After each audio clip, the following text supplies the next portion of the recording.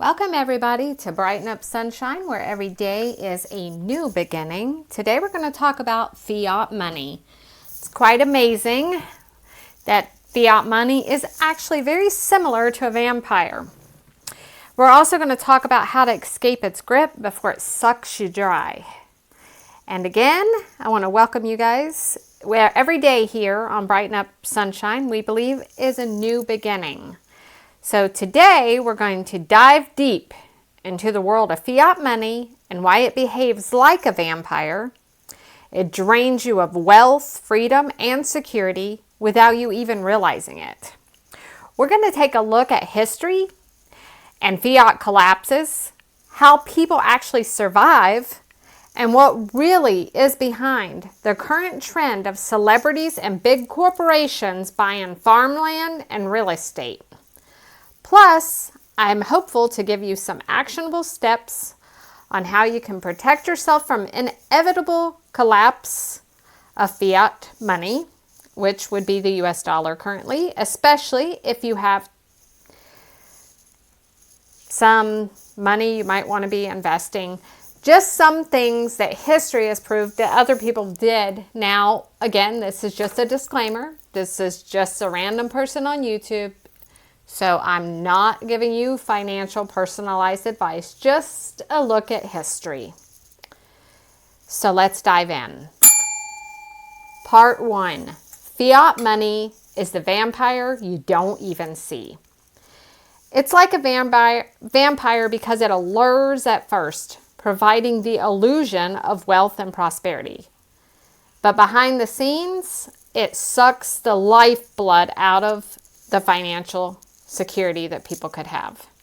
Just like a vampire drinks blood to survive, fiat money feeds off the trust and the belief of the people. But as with every vampire story, there comes a moment when the vampire is exposed, and once people see the truth, then the collapse is inevitable. Governments are also like vampire lords. They print more and more fiat money to fund their wars, their bailouts, their social programs, and the value of that money slowly withers away.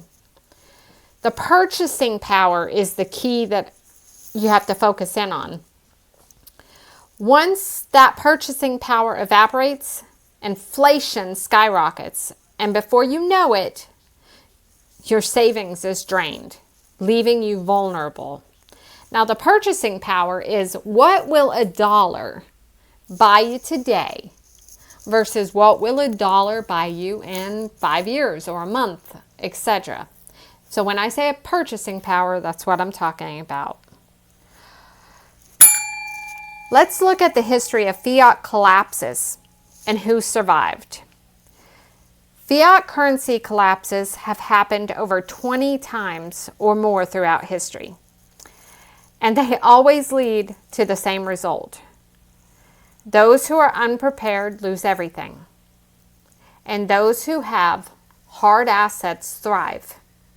Let's take a closer look at some of the most notorious collapses, how they happened, and who made it, through it, and actually thrived. Weimar Germany, 1920. It's after World War I. Germany's governments printed excessive amounts of fiat money to pay for reparations. What happens? Hyperinflation skyrockets and paper money becomes worthless.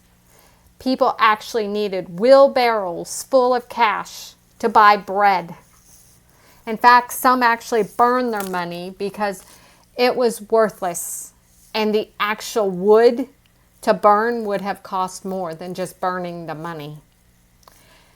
This is the danger of a fiat currency.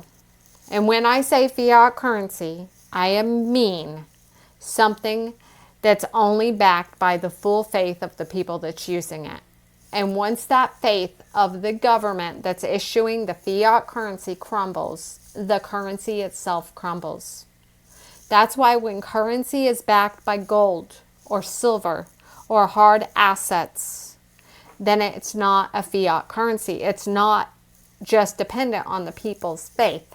in that government or that monetary system, it's actually backed by a hard asset.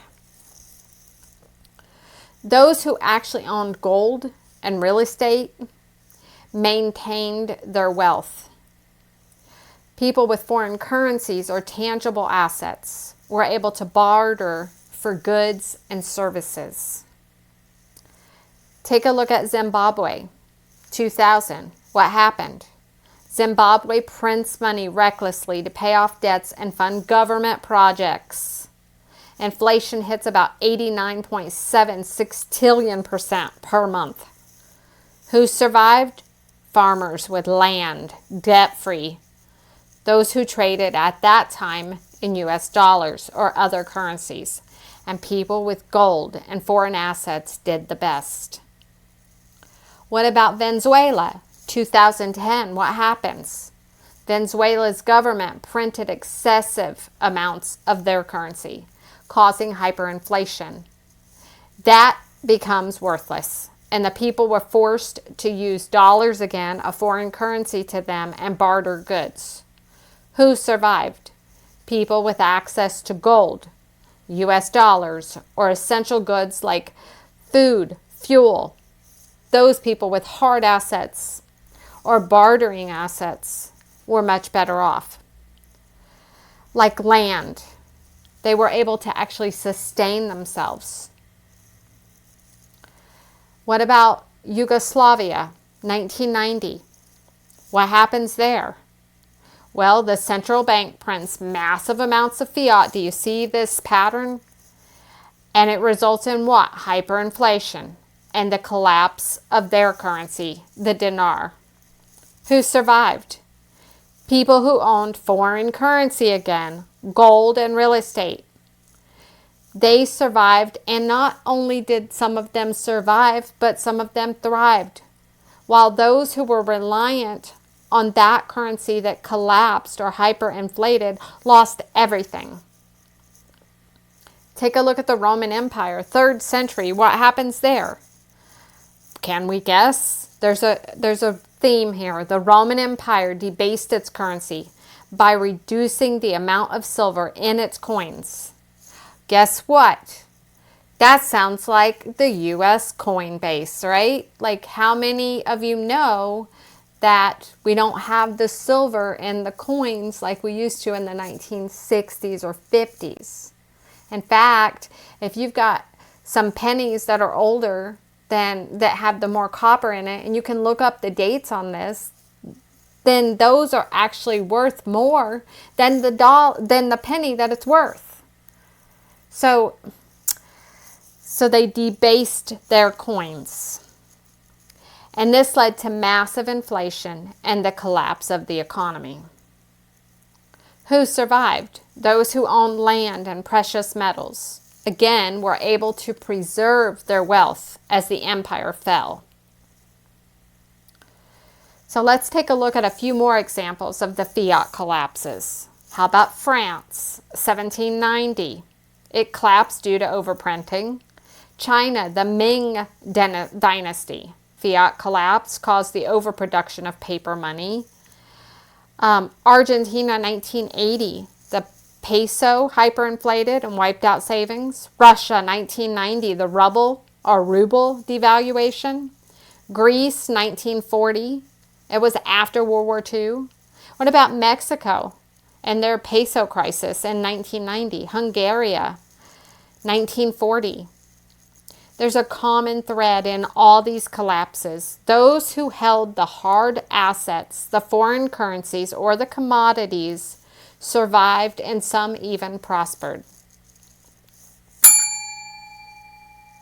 Now, you may be seeing a picture of why celebrities and corporations are buying farmland and real estate. Why is people like Bill Gates and firms like BlackRock buying massive amounts of farmland and real estate? Well, number one, land is tangible. Unlike fiat currency, land usually holds real intrinsic value. I mean, it can produce food. It can generate income. It can provide resources, including shelter. And it can be a good hedge against inflation and currency collapses. Hard assets are crisis proof. When fiat currencies crash, people still need a place to live and food to eat. So generally, owning land guarantees that you have access to essential resources during an economic collapse.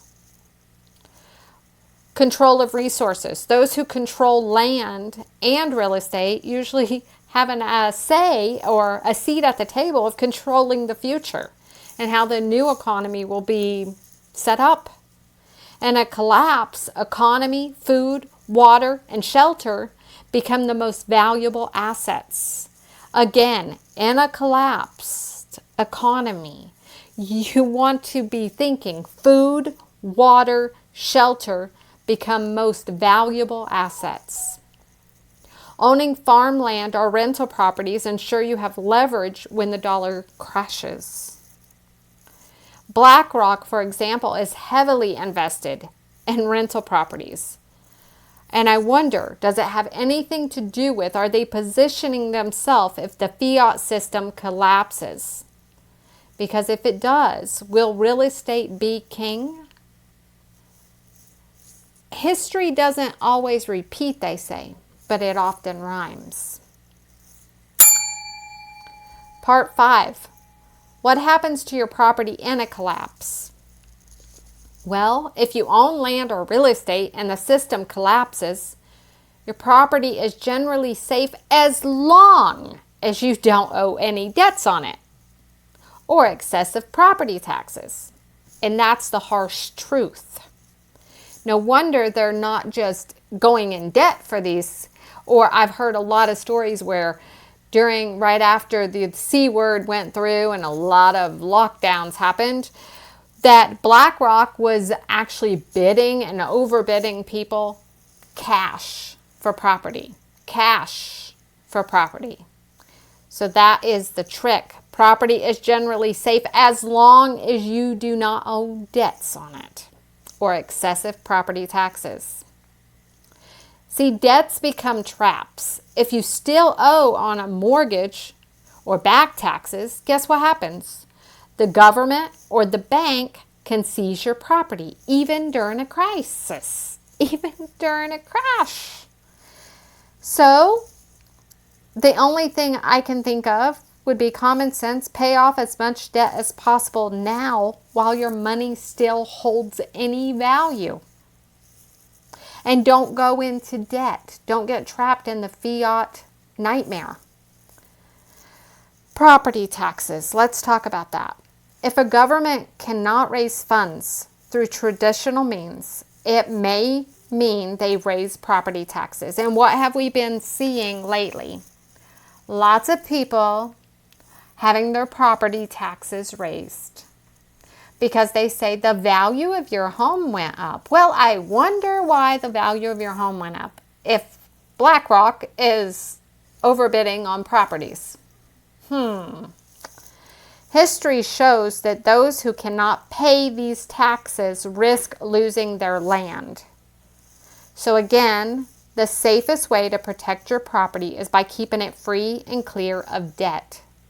Then if they doubled your property taxes, you would have a better chance of paying that. Again, borrower is slave to the lender. So just don't take on new debt and try to get out of debt that you're in. I had a very smart thing told to me once that if you had 20,000, you should put like 10,000 in gold and silver and 30% into farmland or real estate, 20% into cryptocurrencies, 20% into commodities like agriculture, energy, water. Some people said that they would invest into ETFs or stocks that track the essential commodities like the agriculture, energy, and water resources, because these are tangible assets that remain valuable no matter what happened to the currency. And then they would stick like 10% into stockpiling essentials, like, stocking up on food, water, and other essentials, while your money still held value. Non-perishable food, water, purification systems, medical supplies, things that would be vital for survival. And then last but not least, 10% in cash for short-term liquidity. Although fiat cash will lose its value in the long run, it's kind of good to have that small emergency fund for immediate needs, such as paying off taxes, debt, or making quick purchases during the early stages of a collapse. Now, I thought that was very interesting, and you can just slow that down and re-listen if you want. But those were just some percentage-wise that I kind of jotted down in my notes, and I thought, well, that's not horrible, because what I saw in that was with fiat money as a vampire and it draining the lifeblood of your wealth, and it showing that history shows always fiats lead to collapse, and only those who own those hard assets survive and thrive. And you have to take action by reducing your debt, investing in gold, silver, real estate, and those essential commodities until it was, before it was too late. I thought, well, those were pretty good a breakdown of percentage, no matter what your net profit that you have that you're able to invest. If you can only do one, you always want to at least try to set yourself up with an emergency fund so you can keep your lights on, food in your tummy, and water running. And those are essentials, because if times really got hard, and we here in America, we think it's hard with a layoff, but you can just walk down the street and get another job. We don't know what it's hard to live like with, the whole town without power on, or grocery store. Well, we kind of know what grocery stores and limited supply is because of the shortages that have occurred in recent history. But even that was short-lived. So I would say that's a good starting spot, is to save up an emergency fund to keep those essential things, because the debt would be to pay off after I had emergency fund. Personally, I would want to get me an emergency fund first, just for that little bit of security, knowing that I can keep my lights on, I can keep a roof over my head, and I can get some food in my tummy. These are just things to think about because, well, we are a fiat currency, and ever since Nixon took us off the gold standard, the US dollar's been a fiat currency. It's not backed by anything. And you can take a look at history. Most fiat currencies only last about 40 years. And take a look at the British pound. Do a study yourself. The British pound is probably one of the longest lasting fiat currencies. But it's been backed by gold before. It's been backed by silver before. It's such an interesting look at history. But even when you do that and you realize how long the British pound has lasted, realize that only after World War, well, I think it was World War II, maybe it was you go study it for yourself. But it was after one of either World War I or World War II that it actually became a fiat currency itself. I think it was 1930. And I thought it was very interesting when you look at the purchasing power, because we're back to purchasing power. How much can your dollar buy you now versus what it could buy you back then?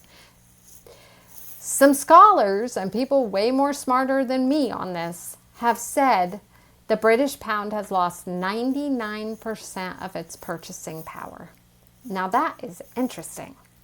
That means what a loaf of bread cost you then and what a loaf of bread costs you now is insane difference. So those are things to think about, because sometimes we can't see the tree because we're in the forest. That's it.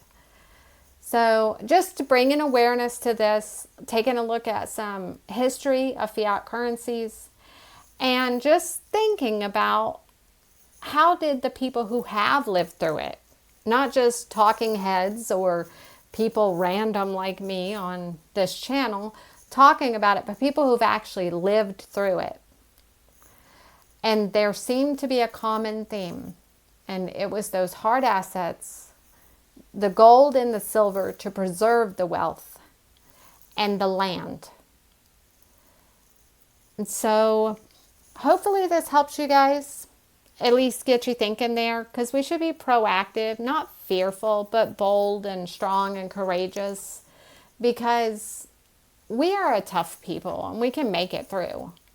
It's just, it'd be nice to get a little bit of a head start and to break out of the matrix of the fiat currency that actually sets us up to lose. It actually does set us up to lose, because it seems to me like the people at the, let me see if I can actually pull up some of my records here. Yeah. Okay, so fiat currency, it gets printed, and then the people at the top get to buy the assets cheaper or government funded. And then we at the end, we get the part where it's inflated, because printed money inflates an economy and inflates prices. And then by the time it reaches to us, everything's inflated in price. And the people at the top get rich, and the people at the bottom actually are like being fed off of, like the vampire feeds off of you. They squeeze out our work and our productivity and our taxes. And then if you're thinking, like I've heard some people say, I get income tax back at the end of the year, I don't even care. Yeah, but you pay taxes. You pay taxes on your gas. You pay taxes on property. You pay taxes every time you go shopping. So you pay taxes. You might be getting a little bit of a government refund check back for like a child tax credit or something, but trust me, you're paying taxes. And that taxes is actually making the top people more wealthy. And, well, I don't know if it's actually the taxes. I guess I should not say it's making the top people wealthy. It's just not being watched over where it's getting spent. So there's lots of holes in fiat currencies. And so anyway, if you found this interesting, well, leave a comment, pass it on, thumbs it up. Thanks guys for stopping by. Hope you found this of some kind of interest. If nothing else, at least knowing the difference of the fiat currency versus not a fiat currency. Fiat means it's just backed by the full faith of the people in the government that's issued the currency. And once that full faith collapses, then guess what happens? The stage of a fiat currency collapse usually ends up in economic instability within 1 to 3 years. And the characteristics of that is usually high debt levels. Well, hello, we're like over $35 trillion for our government alone right now. And then you look at the corporate debt and you look at the household debt of just personal consumer debt. So the characteristics of high debt levels, both government and consumer, slowing economic growth or recession, increased government spending and borrowing, rising inflation rates, and excessive money printing. High consumer prices, reduced purchasing power, there it is again, government intuitives to stimulate the economy like bailouts and stimulus checks.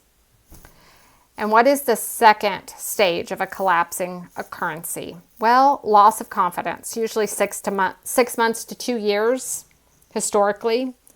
Characteristics usually as the public begins to lose faith in the government's ability to manage the economy. People start seeking alternatives to fiat currency, hello, cryptocurrency, or foreign currencies. Bank runs occur. Here's another rabbit hole to go down. Search how many banks have collapsed or closed within like the last 5 years. And if you want to go really crazy, go back to all the way to 2008. Bank runs may occur as citizens withdraw savings, fearing currency devaluation. Increased media coverage of economic distress, discussions about a potential hyperinflation or economic collapse in public forums and in news outlets. Stage 3, hyperinflation, 3 months to a year is what that usually lasts. Characteristics would be rapid and uncontrollable inflation leading to skyrocketing prices, currency value declines dramatically, money becomes virtually worthless, and everyday goods become unaffordable, leading to bartering and alternative currencies like gold and silver and now cryptocurrency. And prices would double within a short term or a short time frame, like weekly, monthly, sometimes daily. People start hoarding goods, leading to shortages. Stage 4, currency devaluation. This lasts about 3 weeks to 6 months. Government officials devalue the currency to restore economic stability, often by changing the currency system. Go check it out. Nixon did this when he took us off the gold standard. What about 2008 with the bail-ins and all of that new stuff? Like, that's crazy. Indicators of a new currency. And now we're going to be hearing more about cryptocurrencies, new currencies, defiant coins, all kinds of stuff. Denominations at a significant loss to existing currency holders. So with that new currency, that's what happens. And public announcements from the government regarding currency changes, increases in taxes, property taxes, and the introduction of new taxes to stabilize finances. Stage 5, systematic collapse, usually 1 week to 3 months, widespread economic chaos, banks close, or they limit withdrawals. You could have seen this in like the news articles of Greece and stuff in recent history. Significant civil unrest due to frustrations of people and their loss of wealth or illusion of wealth and access to basic necessities. Emergency measures are often implemented by the government at this stage, including price controls and rationing. And we've even heard some of our politicians talk about price controls. For some reason, I'm thinking of the eggs and the price controls there that was happening not too long ago. Indicators, protesting, riots, significant disruptions in daily life, possible military or police interventions to maintain order. And then stage 6 is the reconstruction or the reset. Because you can see where some of these can overlap. The economy begins to stabilize or either return to a hard currency standard, either gold-backed or a complete reset of the financial system. New government policies are implemented to regain public trust and confidence in the currency. We had this after the bank runs during the Great Depression. And then 2008 we had where the government will now back you if your bank fails for $250,000. I think it used to be $500,000 and then they switched it back down to $250,000. But interesting where we can see some of this happening in our fiat currency. And then indicating of new banking regulations, which we just talked about, fiscal policies, and possibly a new currency, gradual recovery of basic services, and market fluctuation. So it ain't like it's gone forever. It's not all doom and gloom. It's just be prepared the best you can. And if all you can do is stop getting in debt today and start getting out of debt, then you're taking a step in the right direction. And you can only take a step in the right direction, and eventually a step and a step and a step, you'll get to where you want to go.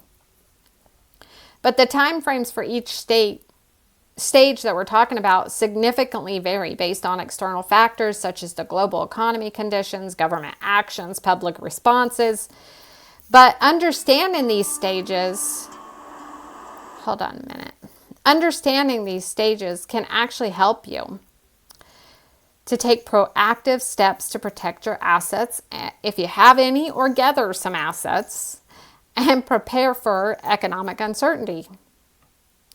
So if you have investments, you could consider diversifying. And again, I believe reduce the debt that you have. Aim to be debt-free. Make it just the way you radically live.